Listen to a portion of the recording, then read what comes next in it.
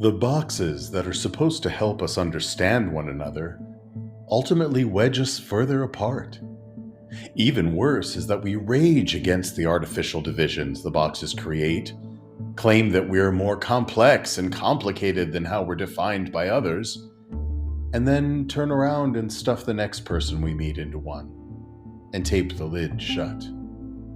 And then, as if the indignity of life isn't enough, when a person dies, we cram what's left of them into one final box for eternity. Sean David Hutchison. Welcome to the Lost Traveler Podcast. I'm your host, Henry Cameron Allen, and we're wrapping up a series for Indigenous Peoples Month, which was November, but now we're into December, and we've had so many incredible guests that we just wanted to keep the conversation going. And I thought, what a great opportunity to bookend this brief series with the people who started it with me. That's Chief Mide of the Pembina Chippewa. And it's my dear cousin and friend, Sherry Rose Cardinal as well. Welcome back. Yeah, it's great to be here again. Yes, thank you. From Miskosikwe. I'm learning to say that. Yes, I'm learning to introduce myself. That's wonderful. We're bonding as cousins, as family, as tribal members, and we've had such wonderful conversations, the three of us. And a topic came up recently that I think would be really great to bring to this forum, because a lot of people are feeling disconnected right now and out of whack. And we've been talking about finding balance and finding grounding as an essential universal life skill that some of us are more well-versed in than others. And of course, the purpose of this podcast is to bring together people who have wisdom that can give our listeners around the world practical tools that they may want to try or apply to their own lives. So I'm excited to get into it with the two of you. Incidentally, if you want to hear a little bit of their biography and backstory, listen to episode 1 of our series, because it's all in there. Go back and listen to that if you haven't yet. And it's also in the description for this episode. This is a topic I actually been thinking a lot about today, or the last couple of days. I if anybody who knows me know that I'm consistently busy, and perhaps, from an outside perspective, you would say, man, how does he deal with all that stress, right? Every day I ask myself that question. Yeah, like how does this happen? But I think that it's important to understand, well, it's more important how you deal with the stress than how you think another person's dealing with their stress. And in finding balance, for me personally, I think that many people, just like you just said, are feeling that something's off, something's wrong. Maybe they're not on the right path, but the path they're on is a path of boxes. We live in a box called a house. We eat at a box called a table. We sleep in a box called a bed. We get into we watch the light box called a TV or the phone. We get into a mobile box called a car, to go to another box called an office, where within boxes we're moving around. And so when you're in that space, it's really difficult to find objectivity. And so I think that it's first important to recognize that the path you're on is between boxes. So how do you step out of the boxes? That's great. Well, and Zoom is another box for those that are working virtually or connecting with family and friends via Zoom.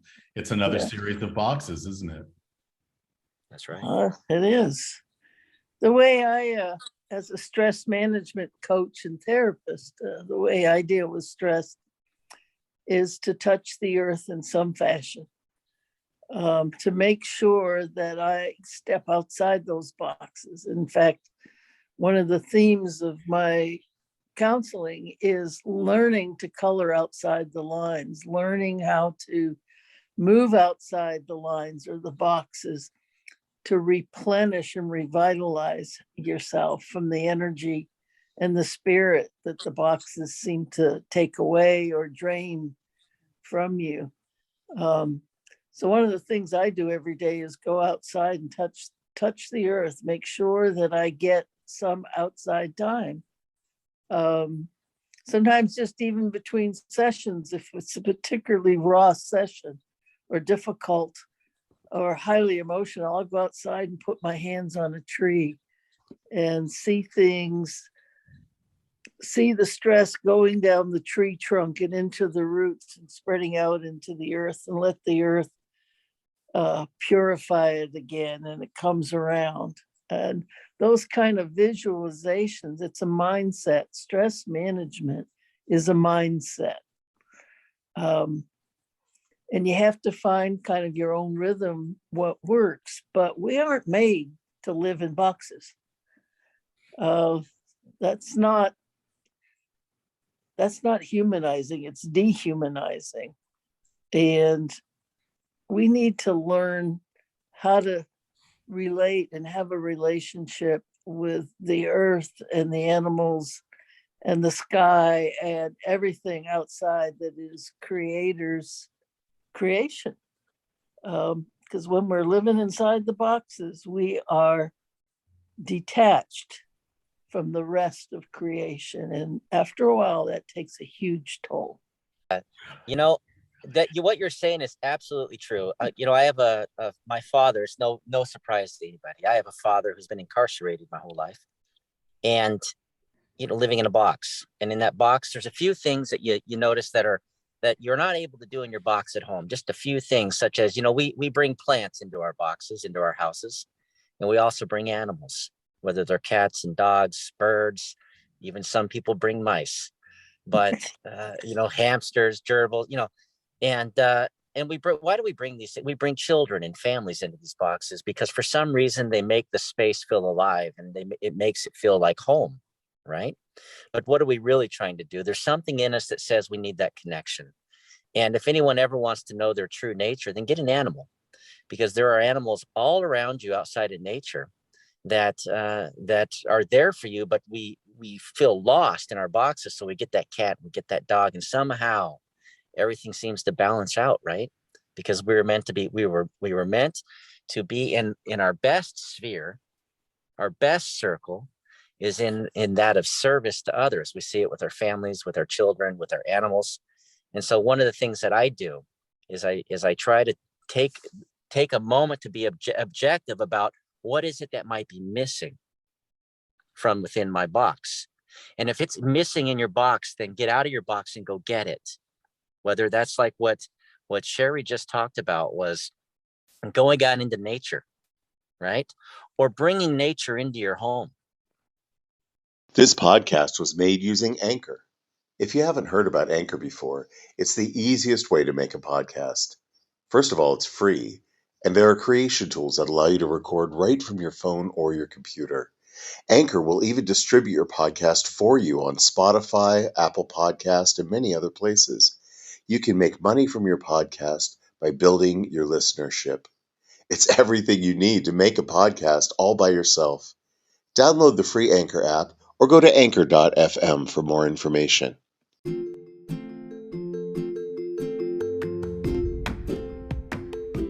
Stories are at the very heart of what makes us human. We each have one, and we can learn and grow from listening to each other.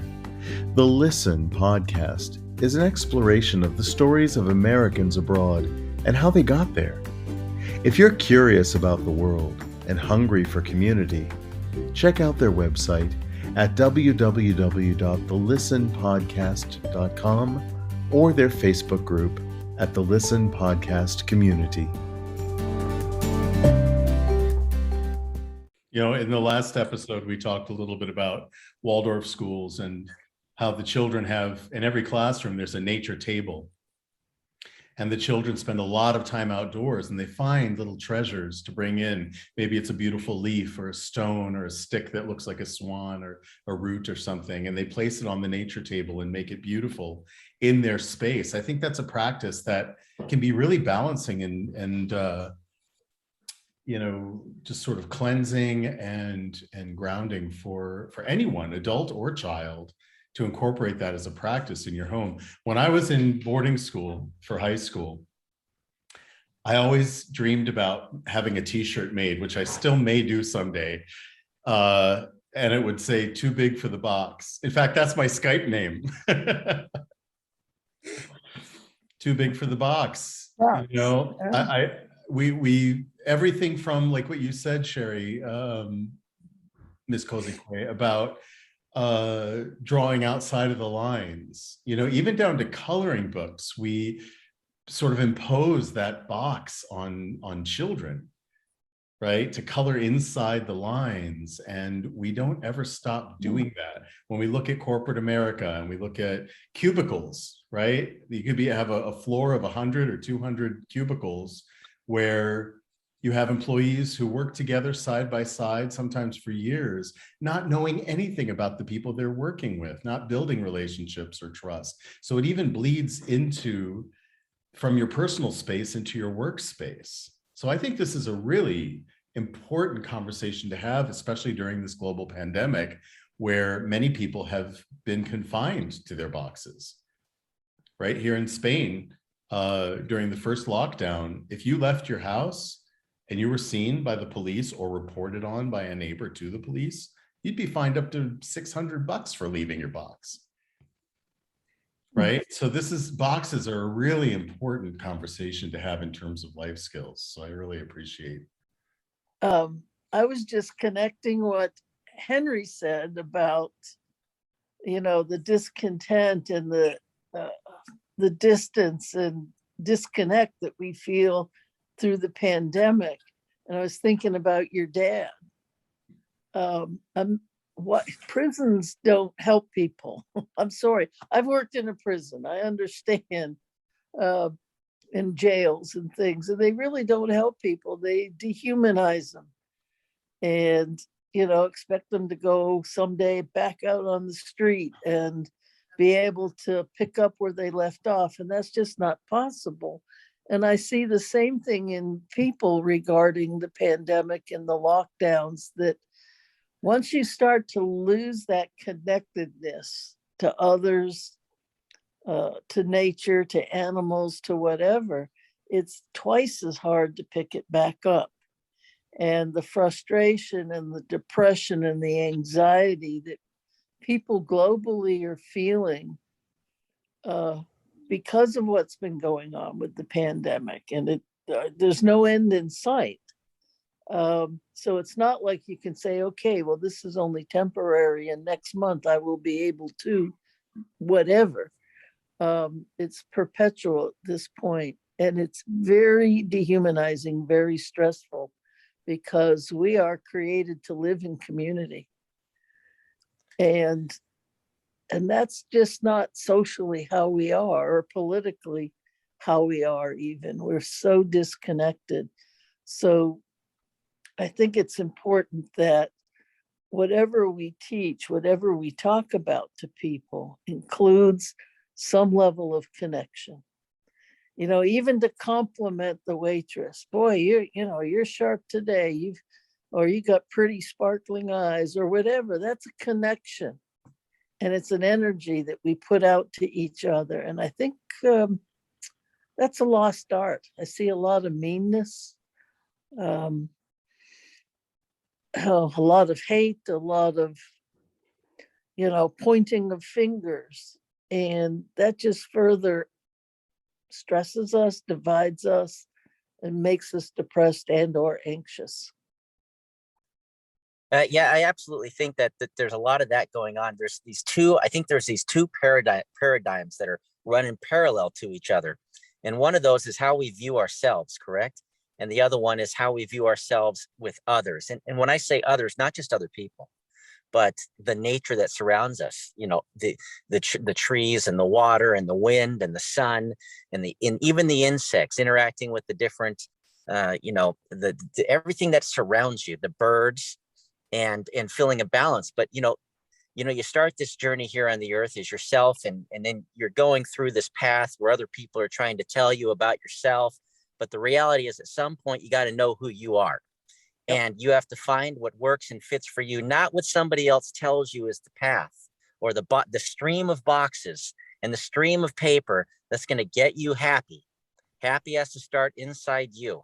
And it's a journey that only you can take. And I think that people got lost in the happiness of what other people, the checklist of what other people told them would make them happy until this pandemic came, caused you to take a step back, to reflect and say, am I really happy? And I think a lot of people are right now standing on that precipice of, am I even happy with myself? Mm-hmm. Oh, totally agreed. And that's trained. That's trained from early childhood, right? The more you hear something, the more you're apt to believe it. And when from the age when we can understand language, when you have an authority figure, be it a parent, a grandparent, a teacher, standing over you, telling you what you are, who you are, a guidance counselor in school telling you who you should be or what you should do with your life. You hear those messages over and over again. It's really hard once you've reached adulthood sometimes to break through that box or all those boxes telling you who you are. I've had that feeling of everyone claims to know me. Everyone claims to know Henry Cameron Allen. They know who I am. They really know him, right? But nobody bothers to stop and ask me who I am, right? My grandmother had a wonderful saying. She used to say, oh God, she had so many sayings. What was the one that I was just thinking of? It just went out of my head. Oy vey? Oy vey! No, she used to say that when you label yourself this, that, or the other thing, you're opening up to everyone else's interpretation of what it means to be you. When you're putting that label out into the world yourself, when you're talking, Mide, about self-awareness and self-knowledge and self-definition, whatever you come up with, be mindful that the way you present yourself to the world is the way the world is apt to perceive you, right? What she used to say was, let your name be labeled enough. Let them get to know your good name. People should smile when they hear your name. Because if you are projecting your good name, that means you have had, you're a clean drop of water, right? You have had that opportunity to cleanse yourself and to define yourself on your own terms by your words and your actions in the world. And that will resonate farther than people realize, I think, sometimes. What would you both say are some practical ways that people can break those cycles, burn those old tapes that are on constant replay in their heads, of the voices outside themselves saying, this is who you are? Well, I think one of the first things that you can do is to take some time to be alone and be okay being alone. And get outside your box and be alone. Now, I'm not saying take a vacation and get on a plane through the sky and go somewhere fantastical. Okay, you can walk across the street, sit in the park, and feel the wind, and hear the birds, and see the little critters flying around, and the squirrels staring at you like, who's this crazy person trying to steal my nuts? And just really think about, who am I? Who am I? Ask yourself, do I know myself, and am I seeking self-improvement for myself? Or is it for somebody else? And if it's for somebody else, then you need to evaluate, is it worth it? And then secondly, surround yourself with an environment that is uplifting to that person that you know you are. And if the people you surround yourself are not supportive of that, then you gotta change your environment. Now, for example, if I'm a hunter-gatherer 10,000 years ago and I'm wandering around and I end up where it's cold, the weather changes and it's cold, I don't just sit there and go, gosh, I'm cold. I move to where it's warm. Okay? Don't be afraid to move where it's warm. And I'm speaking metaphorically. Kindness is the power and peace. The greatest thing you could ever do is be kind. And so if you're not surrounded with kindness and you're surrounded with control is fleeting. Kindness is enduring. And sometimes that control is disguised. We see that a lot in social media. Yes. And so something I do is I'll let my battery on my phone go all the way down to about 10%. And I do this with intention. And then when it's about 10%, I disappear. I go straight into the woods knowing full well that it's going to die. And then when it dies, you have a moment where you have to make a decision. Do I turn back because I need that connection with other people? Or am I going to move forward because it's more important, my connection with myself and the environment and the creation around me? Now, I promise you, if you push through that barrier and you escape those strings and you'll find a new attachment. And it's, who are you supposed to be before these systems were set up? Then when you walk back into that system and you know you're walking back into a system, right? What are you going to do differently this time?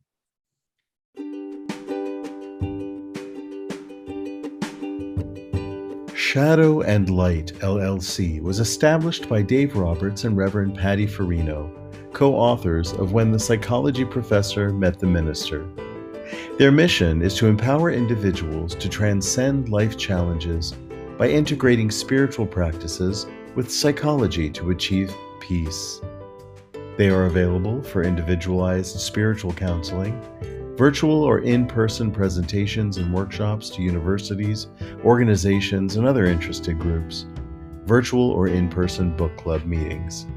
For further information, go to psychologyprofessorandminister.com.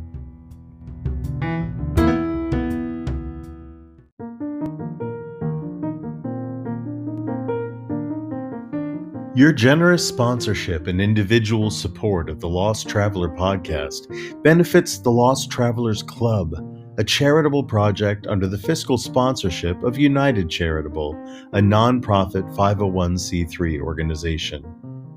The Lost Travelers Club focuses primarily on the needs of parents who have outlived their beloved children. We recently launched our new Brain Candy Project wing, providing art supplies to children still struggling with critical or terminal health-related conditions.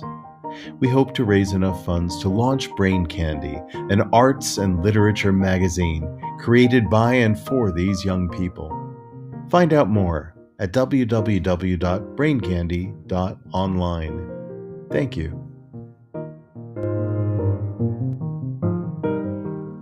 One of the things, especially this week, it's been clear to me after being in lockdown for almost 2 years.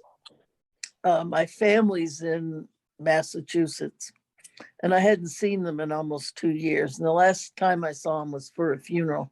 So it wasn't like, we had other things we had to focus on. And I've been feeling so disconnected and so alone because I live alone. I'm slightly elderly. So it was nasty, awful. And so finally this week I came back, and I grew up here. And what I've discovered in coming back, especially this time, that I see this place through different eyes. The person I was when I lived here was imposed on me. Not out of malice, but I was adopted, and my heritage, knowing about it and learning about it, was denied to me.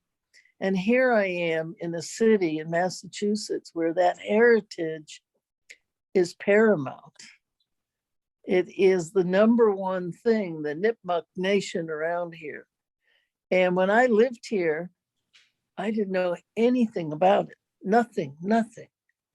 And it's only in the coming back with adult eyes, with a sense of who I am, not even knowing my tribe or,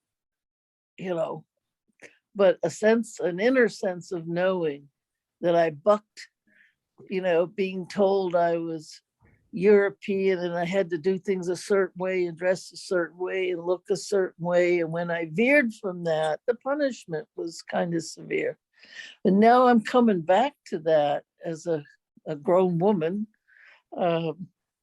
with new eyes. And I see myself for who and what I really am. And I'm able to live that from the inside out. And I found in the past week a true sense of joy and happiness, that here I am back where I started, but bigger and better, because now I'm really who I am. And there's no one telling me that you can't be that way. And that's the difference between health and dis-ease, I believe, is living from the inside out and really getting down to your own heritage, your own genealogy, your own sense of knowing, and shutting out the noise. Shutting out the noise, because I know when I go back to Texas, I won't be able to stay there because there's noise there. I'm going to have to come back here, which is what I would hope for. But it's important that I'm surrounded by people that love me, care about me, and will let me be who I really am. That is so critical. So I have a question about that. Okay. As you know, we have listeners in 30 countries and growing around the world. Mhm. There are places, there are cultures in the world that actively prevent what you're talking about. Mm-hmm. There are communist countries, dictatorships, religious fanatic, governments that are all about control, all about telling people who they can and cannot be. I've lived in some of those countries. I grew up in some of those countries, and it was shocking to me being an American, and having my own personal family culture, but not growing up in America, that there was such a deliberate control to keep people from themselves. Parents couldn't trust their children and vice versa. Otherwise, they'd be reported to the government if they said one thing that was off, the teaching of whatever they were. That's happened. Yeah. Talk about that. And so I think that, I've had the opportunity to have some experience, throughout Asia and Europe, and then also the amazing experience that people who have the convenience of being born in the United States or Canada or perhaps what they call a Western society, their birthplace is a convenience that others don't share because of things that occurred around the world that made these invisible lines called borders that are more stuck in the heads than they are in reality. And where they take a river, a mountain, a grass field, or a forest, or water, and they say, well, now there's the us and there's the them. And then for some reason, when you're a part of that us group, which is, again, the convenience of those born in great places tend to have great outcomes, and the inconvenience of being born in the wrong place at the wrong time, in the wrong economic or governmental structure, it really limits your options. And so, yeah, it's easy to say, be true to yourself. It's easy to say, find your path, but it's really hard when you wake up and you're in a box in a cell, right? And your life then becomes this life sentence. You're just trying to survive and make it through, right? But that's go ahead. Sorry. But that's the thing, that the dilemma that we as a global community have to address, just like we do in our local communities. When we saw in the last century children and families suffering, and the majority said, well, this is not right, and they stepped in to try to balance that load. Internationally, there has got to be an awareness and an awakening that what's occurring to women and children that have the same eyes and the same truth as you, that they can express that and experience that. And so when will that happen, I think, is the big question, because if we're talking about from a Western perspective, we're being ignorant to the reality of 2/3 of the world that are dealing with a daily prison sentence. And so in that prison sentence, it's more than just, like they told me in boot camp, just survive lunch to lunch, right? Breakfast to lunch and lunch to dinner and then sleep. Well, a human can't do that forever. And you wonder why the life expectancy is so low in some of these countries. And so there has to be an awakening about how do you speak about finding yourself in those locations, and what can we do to help?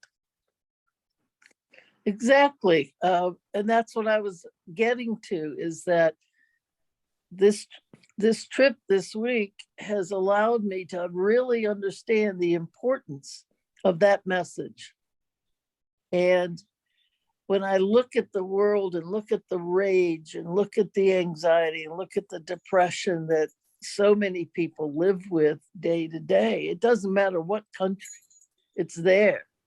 And we fight against each other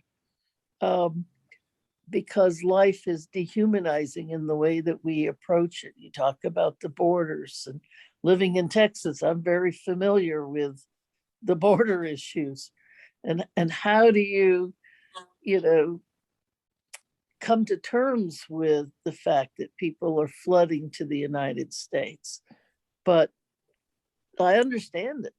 But there's other people that can't get to the United States. So the message has to, and that's why I love this podcast. The message can get out and we can share that, and hopefully others will keep sharing it, and we can find a solution to the dilemma that to humanize life in some fashion, because that's what makes us sick.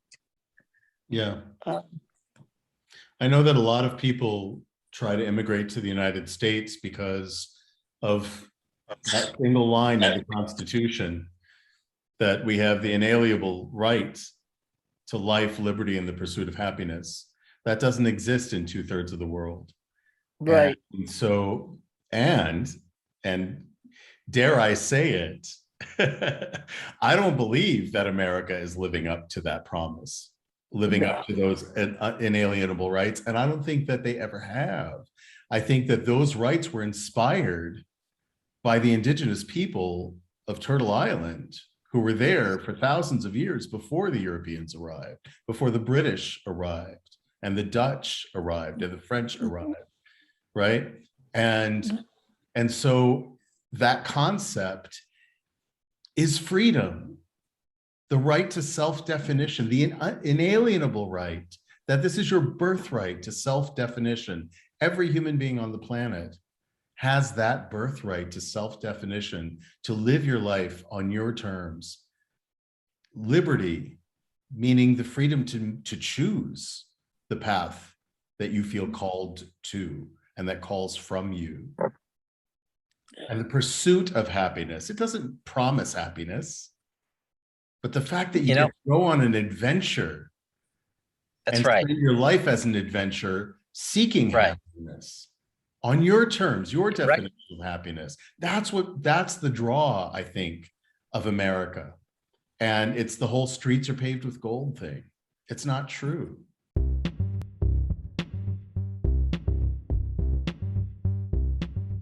Listen up. How can a sock, a patch, or an insole help so many people live their best lives pain-free, balanced, and strong? Scientifically speaking, there is a proprietary pattern embedded in Vox, socks, and insoles that touches specific neuropoints and other receptors in the metatarsal or ball of the foot, creating homeostasis or balance in the brainstem. This prime real estate in your brain is responsible for automatic functions like balance, stability, strength, power, range of motion, flexibility, mobility, and so much more. The Vox patch works in the same way, but it uses receptors on other parts of your body to elicit the same response. The moment your receptors touch this Vox technology, it opens up communication pathways throughout your unique system, allowing you to become instantly stronger, more balanced, have less pain, and increased range of motion. In short, Vox technology helps optimize the brainstem, allowing your body to self-regulate and self-heal. Vox products are non-electrical, non-invasive, have no negative side effects, no metals, magnets, or plastics, and are drug-free. Results are instant, scientifically proven, and time-tested. For a limited time, buy any 2 items and get 1 pair of socks or thin insoles free, a savings of up to $50. Contact Diane Dinkmeyer at voxlife.com for more info. That's Diane Dinkmeyer at voxlife.com. You'll be glad you did. And so how do we help people find it where they are? Find those things that are worth fighting for. I'm a pacifist, but I do believe that there are things worth fighting for, and self-definition is one of them. And I think it's probably where it starts, that, because we're a peculiar people. If, tiny blue dot, Carl Sagan, right? If we were seeing ourselves from a third view, we'd see these people that are struggling with people who are starving, and yet there's shelves that are filled with food that'll be thrown away. Mm-hmm. We're a peculiar people where we see people that lack shelter, and then we see people that have rooms in their houses that they visit once a month. Empty houses. We're very here for years. and there are empty houses. That's right. We are a peculiar creature that seems to really struggle with that balance between individual liberty and social responsibility. And I think now what we're starting to find is individual liberty and global responsibility. And so it starts with the individual self, and that's why I always say, if you're truly indigenous to North America and you truly believe that you are the first people put on the earth, then you have to be honest and say, then all people on the earth are the same as me, and we're all Anishinaabe. We're all the first people. And if we're all the first people, then we have a couple inalienable rights, and one of those is the right of movement. And movement was a part of that first right that was given to all creatures on the planet, to be able to move, to be able to walk this earth if you want. In every single religion, whether you're, and I'll drop the spiritual card here, whether you are indigenous to Africa, indigenous to North America, whether you are a Christian, a Muslim, or whether you are a part of the Israelite tribe, and every other spectrum in between, you all believe that there was this original person who was told to go and name everything. Well, to go and name everything means that you have to move, and you have to walk, and you have to experience. Now, if I tell you, and they all tell you, that you have the exact same relationship on this world as that first person that we all point to in a book, then we all have that same inalienable right, just like the right to drink fresh water, just like the right to eat food, and the right to make your own shelter or find shelter. And that's where we're struggling, is for some weird reason along the way, someone stood up and said, well, no, can't do that anymore. So we feel restless. And we're starting to return to that. You see people today, they don't want to keep the same job. They don't want to stay in the same area. They don't want to accept nonsense, because they're starting to understand that they're humans. They're human beings. They're not cattle. And that struggle coming out of the pandemic of how do you do the movement when you're restricted from doing the movement for something that you can't control and nobody can control. And I'm not even sure the science understands it, because we get so many different messages and there is no clear direction. So it makes it more difficult to find that clear path, and keep moving and keep moving. Like Henry said, you get arrested if you get outside your house in some countries.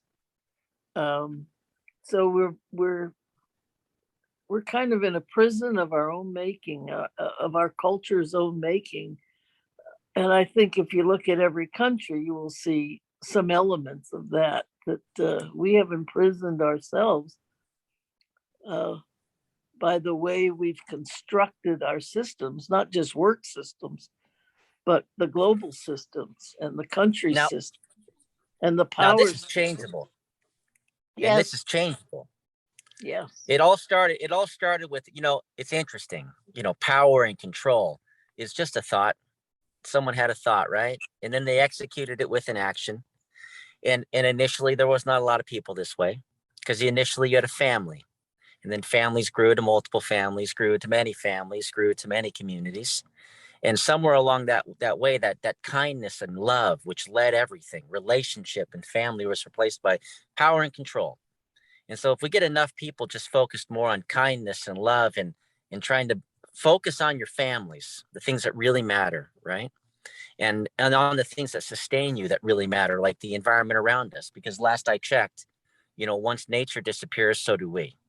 Right. And if anyone doubts how important nature is, then you tell me the logistical cost to go grow a 300-year-old tree on Mars or on the moon. And I'll tell you the value of that tree that you want to cut down for in 3 minutes, because it just blocks the sun from your window. And then you wonder why you feel unhealthy and imbalanced. You're at a war with the world that you're in. Spiritually, physically, everybody else controls you. All these bills control your actions. So you got to restructure your life. Go simpler. Do you really need so much space? Or do you need more time with people? Or do you need more time with yourself? Do you need a little bit of a balance amongst all that? I think so. And And do something for somebody else. Self with a capital S. Yes. Right? It's not selfish to be self-focused. And if you really think about it, and this I think is a really important message for people to hear, is that when we're talking about first people globally, every single human being walking the planet today is the first person. I hesitate to say the first man. I take gender out of it, but it's the first person. Each one of us is the first person the day we are born. You're uniquely you. There's no other you on the planet. You are the first person. You get to go around and name things now on your terms, in your language. Exactly. And it all starts with a universal gift that we have as human beings that I don't think any other living being on the planet has, at least not in the same way that humans do. And that's our imagination and our capacity to dream. That's where it begins. And if you're stuck in a prison cell of whatever making, whether it's imposed on you or whether it's of your own devising for whatever reason, out of fear, your imagination is free, is freedom. You can move in your imagination. If you can't go out and plant your feet on the green grass, your bare feet, it's called earthing, look it up. You can do it in your imagination. Yes. And if you form a practice of connecting with that self with a capital S, which is made up of every single person who has ever lived before you, who is in your blood and in your DNA. So not only are you you, but you carry along with you the dreams and imaginations of your ancestors. And your dream life is the way that you connect with them. You ask as you're falling asleep, you close your eyes and you say, come to me, bring me wisdom, help guide me through this. And look at the images that come to you in your dreams. Maybe it's lucid dreaming where it's more like you're imagining, you're seeing a movie in your head. And sometimes you don't quite remember it, but it still carries the scent or a sense of what you dreamed. You wake up with a certain feeling, right? And in your dream world, you are in control, right? If you meet a scary monster in your dream, just whip out your magic wand and turn it into a cupcake and gobble them up, right? You can do that in your dreams. You can do that in your imagination, which is why the foundation years are so important in the development of children and teaching them the power that they have through their own imagination. Every idea, every invention that's ever been invented, every great thought, every great book, every great house design, toy, it all started in someone's imagination, didn't it? We are creators, and we look around and see the hell we create or the heaven we create. And we do have the ability to create some, heaven on this earth. We see it in healthy families, to children with loving parents. Your memories in your life of heaven is being in those experiences. And you can go back into the old homes that you were there and cry, right? But, it's sort of like, praying to your creator and saying, why can't you create a better life for me? Right? Well, I would assume that the creator would look at you and say, in that regard, I'm not who you think I am. You are who you think I am. Right. You are the creator of your life. And the sooner you realize that that gift has been given to you, that you, in many ways, you're created in the creator's image, because you can make things better. You go to the woods and everything around you just chooses to exist in the environment that it's in. When it's cold, they shiver, right? And when it's warm, they find shade. But we have the ability to actually change the environment for the better, which is an incredible gift, or an incredible tragedy when we don't do it with the temperance, with the restraint of our heart, and how it may impact somebody else. So what you just said is exactly right. We are the most creative creatures on this planet. Well, maybe other than spiders, but that's a whole nother story. And well, yeah, we're all related. I mean, even the plant kingdom, we share something like 30% generally of our DNA with the plant kingdom, right? And animals too, bananas, we share 60% of our DNA with, right? So there's got to be a little bit of creativity in there somewhere. Right. But we're all connected. That's the point. When I hear people who are, and bless them, they are so convicted to their faith, and I have great respect for the discipline that requires in this world. And they say all power to God, all power to the Creator.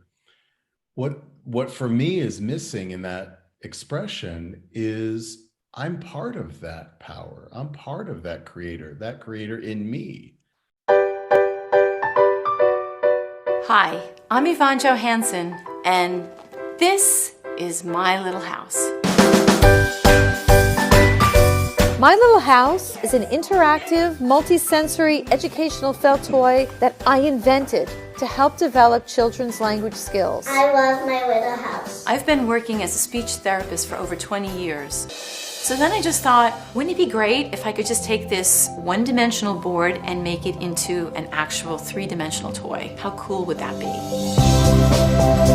That's the idea behind My Little House. You can spread it out flat like a 4-panel felt board, or here's the cool part. In the blink of an eye, My Little House easily converts into a 3-dimensional reversible house. My Little House comes with 36 felt cutout pieces that match outlines in 8 colorful rooms. And they're felt, so they stick. Each piece inside My Little House has been placed with purpose. But My Little House isn't just for kids on the spectrum or with significant disorders. It's also for typically developing 2 to 5-year-olds. It's a fun toy. I always say to my kids, when you get stuck, you have to ask for help. Can you tell me what you see on top of the refrigerator? Apple. I know that My Little House is going to make a difference in thousands of children's lives. I just need your help in getting it out there. Thank you so much for listening.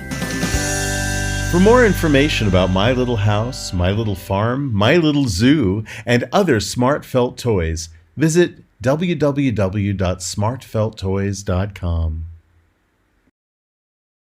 If we all say in one way or another that we're a reflection of the divine, right, created in God's image, who are we not to be the most creative force in the universe?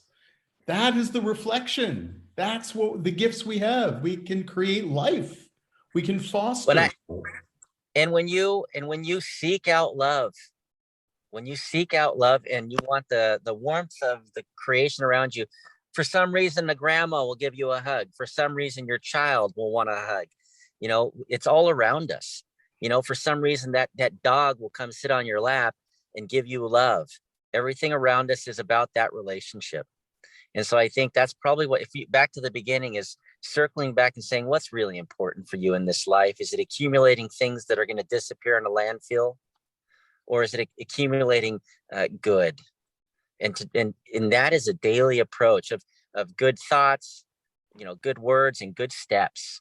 And that's what you hard. Do with your hands, it's so hard to teach to children when we have holidays like Christmas and Hanukkah, where it's all about the stuff. It's all about the next best thing that you can accumulate. I just had a conversation today with a young woman who's 19. She lost a leg when she was 8 years old. And for the last, maybe 9 years, she's been dealing with brain tumors that cause her no end of pain and discomfort and depression. And she lost her mother 2 years ago, right? So she's going through this horrific experience. You can read about her on losttravelers.club, our website. She was the first recipient of one of our candy boxes, which is a box of art supplies that we donate. This is what our sponsorship of the podcast goes toward, is providing art supplies to young people who are dealing with critical times, critical illness, to give them voice, to give them a creative outlet. And one of the things that we were talking about just today was that she wants more. When she's feeling pain, when she's feeling depressed, stuff helps her.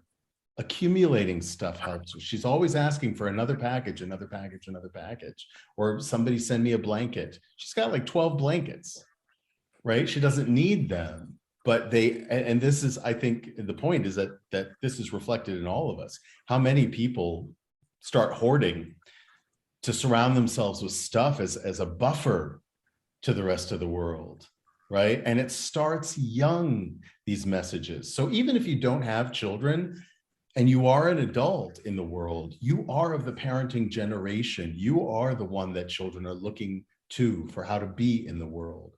And so we all carry a burden of responsibility to be a model for kids in that sense. Go ahead, Mide.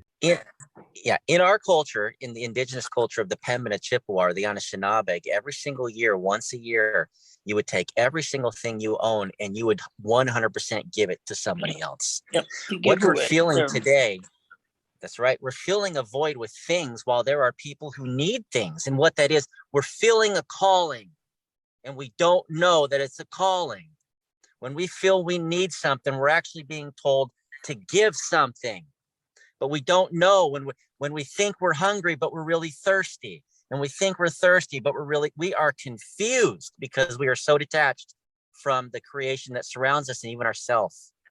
And so one of the things we do is those things. It's called a giving ceremony, and it was done every single year. And so you would literally be standing there with nothing at times, having total faith. Now, one of the things that I read that helps me is our initial story about the first man. You can say person, you can say human, you can say whatever you want, but it's this source progenitor. And if this person was walking emptily on the world, what would that be like, right? And how thankful we are today that we don't have to walk in an empty world. But wouldn't it be even more kind if we walked with kindness with each other? Imagine what that would be like. And so then that little saying, do unto others as you want them to do to you. Well, that's actually an action. It's a request for an action. And it has a lot of force. How forceful is the emotion of anger? If I stand up in a crowded room and flip a table and scream and yell, it causes division. Everybody goes separate ways, right?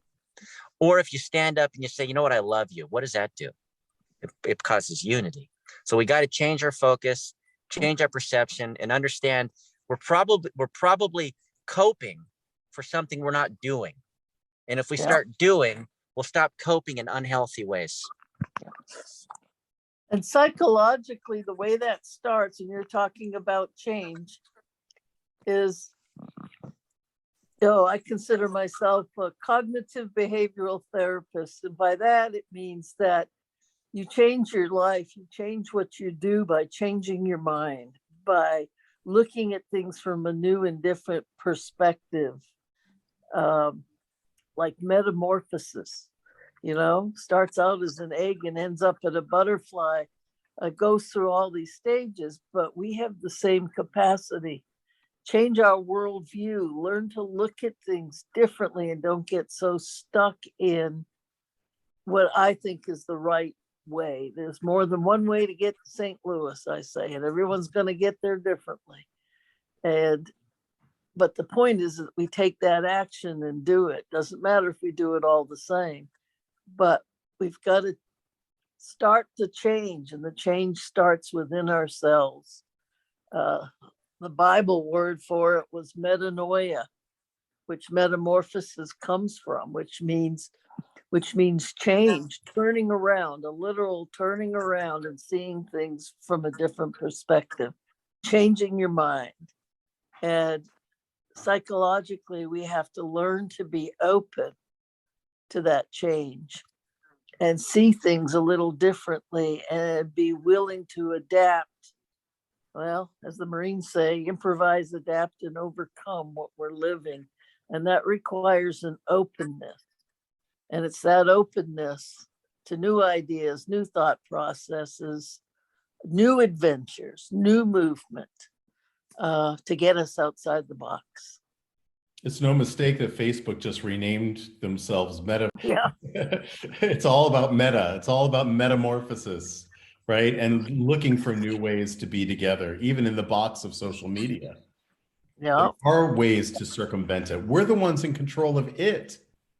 Yep. Not the other way around. And if we just open our eyes to that there are forces outside of us that are trying to control, maybe it's a corporation, maybe it's an individual, maybe it's a social media mogul, right? Mm-hmm. Maybe it's Hollywood or Bollywood. They're trying to control us from outside. When we recognize that we are actually the ones in control, that they are dependent on our giving over our power and our creativity and our thought processes and our imaginations to them. They're even telling us what to imagine now, right? Imagine that. Simple act of waking up, not in a woke way, but waking up, actually breaking the spell yourself and recognizing that you are the pivotal force for change in your life. And it starts in your imagination. Not everybody out there can make these changes. Not everybody out there can go out and move in the world physically, but you can do anything in your imagination and in your dreams. And that's I'm glad we came to that point in this discussion, because that's where freedom lies for all of us, individually and for humanity. That to me is the Messiah. We are the Messiah. We're already the Messiah. And we all wake up and recognize our power for kindness and goodness and truth and beauty in the world. Then that's the promise. That's what we've all been waiting for. But it starts, like you said, Sherry, within each one of us. Well, I want to thank you both for being here today. And I'm going to end this with a song that Mide has pre-recorded for us about the first person and what he was talking about. The prophet came to the people to instruct them on how to live better and to remember the first man and his journey in his life, which is their journey in this life.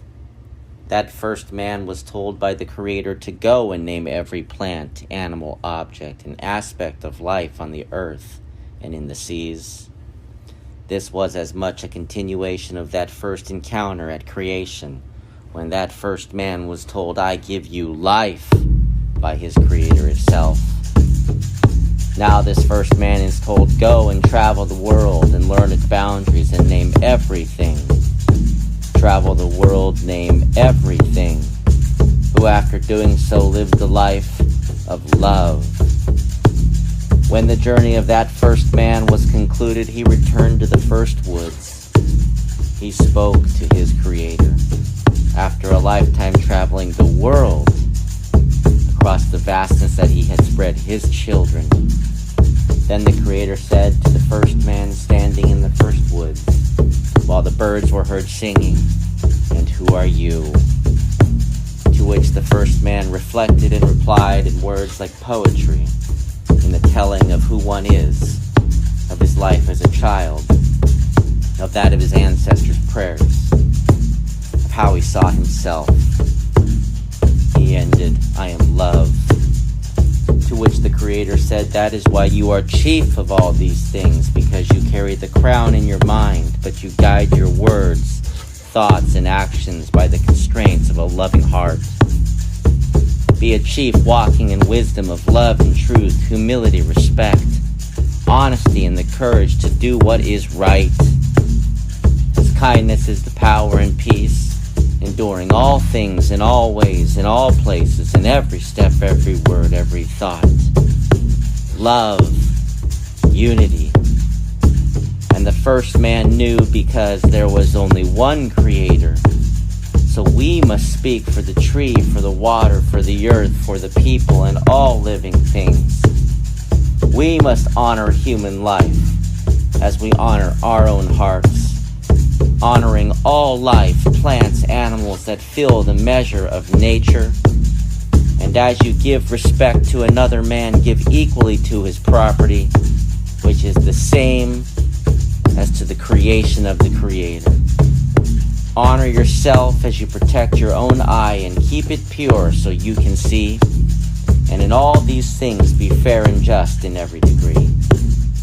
After a life of speaking these things to his family, his people, the first people upon the earth, the first man laid down, the first man again in the first woods with the one Creator and the whole world watching, this first man die, the Creator again spoke. You are a chief over creation that I have made. Is this experience leaving this grain of sand painted across your face? Is this love? The first man breathed and sang. The sound approaches, the thunderbird draws near. The entire world weeps. I will go home. I will go home. The birds are heard singing. I will go home. I will go home. The Creator spoke. I give you life. The prophet taught the people they are equally loved, equally in union with the one Creator, to live for good in the world through good thoughts, words, and deeds, equal as that first man, saying, I am love, a chief in creation. And these are the degrees in a life well lived in this cocoon. You are life, live it, travel the world, its furthest boundaries, name everything. Who are you? Experience it, your childhood, your ancestors and their prayers, yourself and yours. You are love. Be a chief steward of life within creation, walking in these teachings of the wisdom of love, humility and truth, respect and honesty, true courage to do what is right. As kindness is the power and peace, endure all things in all ways, in all places, in every step, every word, every thought. Love, unity. Speak for the trees, speak for the water, speak for the people, and all living things. Be a teacher of kindness.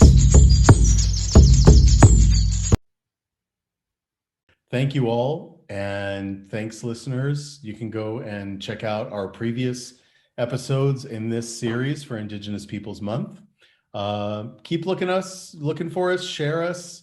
The more people listening, the better we are. And if you'd like to become a sponsor, all proceeds go to benefit kids like Emma who are struggling for their own lives, and it gives them the gift of their own self-expression. So it's only $200 a year, and for advertising costs, that's a drop in the bucket for a lot of businesses. So help us out, help yourself out. Nothing feels better than giving, especially this time of year. Thanks a lot, Thank Sherry. you, Henry. Thanks a lot, Appreciate Mide. Yeah. And we'll talk to you again soon. Yes. Miigwech. Miigwech.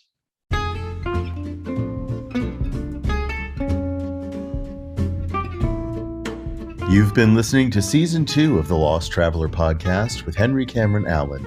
Visit me online at www.henryallen.org. Thank you to my guests, and thank you for tuning in. Let's keep striving for a better world together.